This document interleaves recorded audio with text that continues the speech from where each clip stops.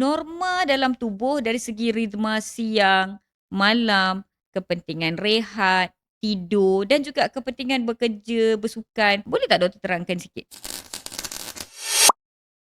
Setiap orang kita ada biological clock dan kita ada circadian rhythm. Mana rhythm yang tertentu. Sebab itu dijadikan malam itu untuk istirahat dan siang untuk kita bekerja. Kenapa kita jadi macam tu? Di waktu malam kita mengantuk dan mudah tidur sebab dia ada perubahan-perubahan hormon, perubahan-perubahan kardiovaskular ya yang menyebabkan kita mengantuk bila malam. Jadi body kita dah memang tune, dia set dekat hypothalamus kita ya, dekat midbrain kita semua ini dia tune untuk kita follow circadian rhythm yang tertentu. Begitu juga kita punya blood pressure, begitu juga kita punya pulse rate ya, denyut nadi. Jadi kalau kita cuba untuk change circadian rhythm ini ataupun kita tidak dapat enough rest pada circadian rhythm ini, dia boleh menyebabkan problem pada psikosomatik. Psikosomatik tu apa doktor? Maknanya macam sakit lain macam migraine, stress, sakit-sakit macam tu, then maybe eventually cause the actual disease lah. For example, like macam sleep apnea. Not Alright. enough sleep. Because of that, then initially